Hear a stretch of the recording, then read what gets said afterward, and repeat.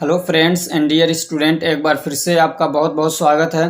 तो आज की इस वीडियो में हम लोग देखने वाले हैं important question community pharmacy and management के।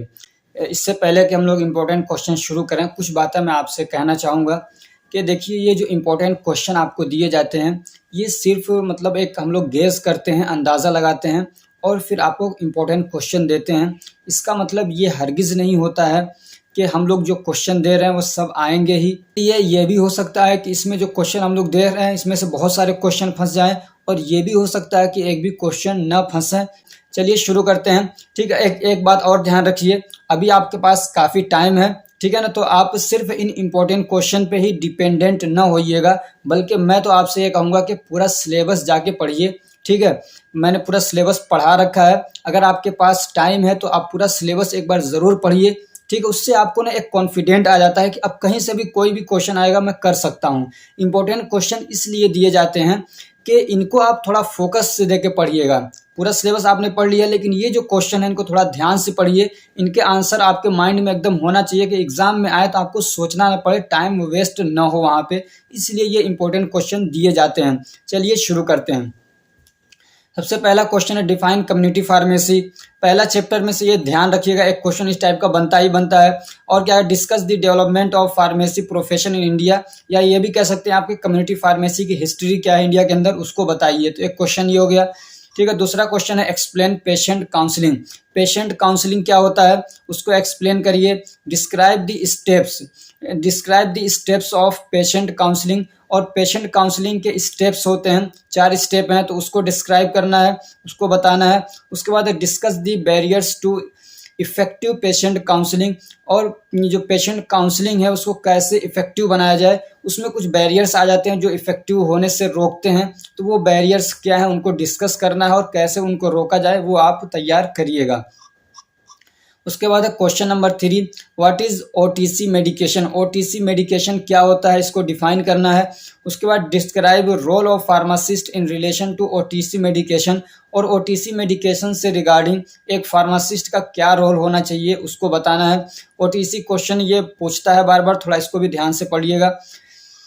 यहाँ पे सिर्फ मैंने 15 क्वेश्चन लिए हैं जो काफ़ी इंपॉर्टेंट हैं, इनको ज़रूर देख लीजिएगा, आप अच्छे से तैयार कर लीजिएगा। क्वेश्चन नंबर 4 है right a note on communication skill. Communication skill के ऊपर आपको एक नोट लिखना है। अब कभी ऐसा भी पूछ सकता है कि टाइप्स ऑफ कम्युनिकेशन स्किल लिखिए और उसको डिफाइन करिए, या हो सकता है उनमें से किसी एक को पूछ ले, वर्बल पूछ ले, नॉन वर्बल कम्युनिकेशन को पूछ ले। ठीक है ना, तो आप पूरे कम्युनिकेशन स्किल को तैयार कर लीजिएगा। बहुत छोटा सा नोट मैंने बना के आपको दिया भी है, उसमें आपको क्लासिफिकेशन भी देख लीजिएगा। टेलीफोनिक होता है, एक रिटन होता है और बॉडी लैंग्वेज होता है उसमें। इन सारी चीज़ों को अलग अलग देख लीजिएगा। और ये भी पूछ देता है कि कम्युनिकेशन स्किल का क्या रोल है पेशेंट काउंसलिंग के अंदर। अगला क्वेश्चन है व्हाट इज प्रिस्क्रिप्शन। प्रिस्क्रिप्शन क्या होता है, ये भी बहुत इंपॉर्टेंट क्वेश्चन है। किसी न किसी तरीके से घुमा के एक क्वेश्चन प्रिस्क्रिप्शन से रिलेटेड आएगा। ठीक है, डिस्कस इट्स वेरियस पार्ट, इसके जो अलग अलग पार्ट हैं उसको डिस्कस करिए। कभी दे देता है कि उसका स्ट्रक्चर बनाइए पूरा, ठीक है, कि कैसे प्रिस्क्रिप्शन होता है, वो भी आसान है। उसके बाद explain the steps involve in prescription handling. और प्रिस्क्रिप्शन को कैसे हैंडल किया जाता है, क्या क्या स्टेप्स होते हैं, उसको आपको एक्सप्लेन करना है, डिस्क्राइब करना है। क्वेश्चन नंबर 6 है डिस्क्राइब एसओपी एंड जीपीपी। तो आपको एसओपी डिस्क्राइब करना है, एसओपी क्या होता है, जीपीपी क्या होता है कम्युनिटी फार्मेसी के अंदर। ठीक है, और क्या कहते हैं उसके डेवलपमेंट, यानी एसओपी को डेवलपमेंट कैसे करते हैं, यानी एसओपी को कैसे डेवलप किया जाता है, कैसे बनाया जाता है और क्या बेनिफिट है उसके बारे में बताना है। उसके बाद question number 7 write a note on PIL patient information leaflet and PPI patient package insert. ये PPI प्रोटोन पंप इनहिबिटर वाला नहीं है। उसके बाद question number 8 describe the patient counselling points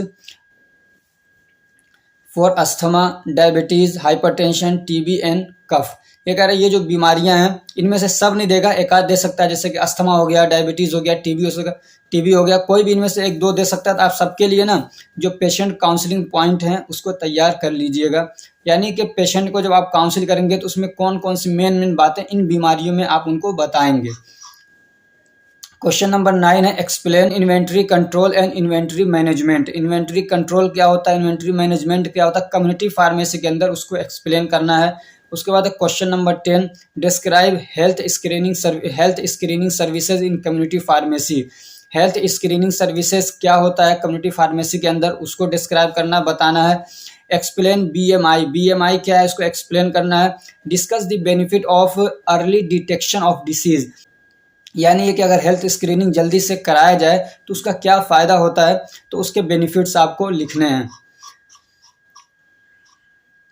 question number 11 है discuss legal requirement for establishing a community pharmacy. आप community pharmacy बनाना चाहते हैं तो उसके लिए क्या लीगल रिक्वायरमेंट्स होते हैं, यानी क्या क्या चीज़ों की ज़रूरत पड़ती है आपको, यानी किन किन टाइप के लाइसेंस वगैरह लेने की ज़रूरत पड़ती है और प्रीमिसेस के लिए क्या करना रहता है, वो सारी चीज़ें आपको इसमें डिस्कस करना है। क्वेश्चन अगला, right a note on pharmacy operation softwares, usefulness and availability. ये कह रहे हैं कि जो फार्मेसी को चलाने वाले जो सॉफ्टवेयर्स होते हैं उनके ऊपर एक नोट लिखना है कि वो कौन से सॉफ्टवेयर्स होते हैं, उनके अंदर क्या फीचर्स होने चाहिए और कौन से अभी और उनका क्या फ़ायदा है, यानी क्या बेनिफिट्स हैं उनके, और कौन से सॉफ्टवेयर अभी अवेलेबल हैं उनके एक दो एग्जाम्पल आप दे देंगे तो काम चल जाएगा। उसके बाद question number 13, describe professional responsibility of a community pharmacist. एक कम्युनिटी फार्मासिस्ट होता है तो उसकी क्या रिस्पॉन्सिबिलिटी होती है अपने कम्युनिटी के अंदर, यानी उसको कैसे रहना चाहिए, क्या क्या काम करने चाहिए, ठीक है ना, लोगों के अंदर, तो उसके ऊपर आपको एक नोट लिखना है। और ये क्वेश्चन समझिए घुमा के पूछेगा, यहाँ पे भी आ सकता है, ये हॉस्पिटल फार्मेसी वाले चैप्टर में, हॉस्पिटल फार्मेसी वाले सब्जेक्ट में भी आ सकता है, ठीक है ना।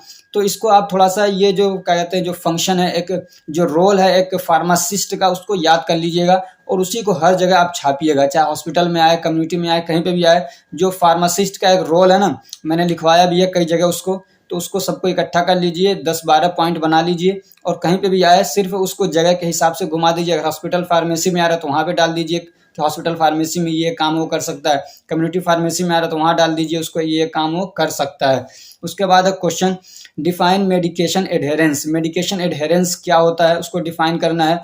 And factors influencing non adherence, और वो कौन से फैक्टर्स हैं जो नॉन एडहेरेंस को इन्फ्लुएंस करते हैं, या ये अफेक्टिंग भी कह सकते हैं या कॉज भी कह सकते हैं, यानी कौन से फैक्टर है जिनकी वजह से नॉन एडहेरेंस होता है, और फिर वो स्ट्रेटजीज बताइए जिनके ज़रिए से हम लोग नॉन एडहेरेंस को काबू कर सकते हैं, कम कर सकते हैं। अगला क्वेश्चन है जो कि लास्ट क्वेश्चन है, डिस्कस डिस्पेंसिंग प्रोसेस, के डिस्पेंसिंग प्रोसेस क्या उसको डिस्कस करिए, और good dispensing practice and dispensing error and strategies to minimise them. और गुड डिस्पेंसिंग प्रैक्टिस क्या होता है, क्या उसके स्टेप्स होते हैं उसको बताना है। ऐसे क्या है, डिस्पेंसिंग एरर क्या होता है उसको बताना है, किस किस टाइप के एरर हो सकते हैं, मैंने बहुत अच्छे से डिटेल से पढ़ाया है, ठीक है।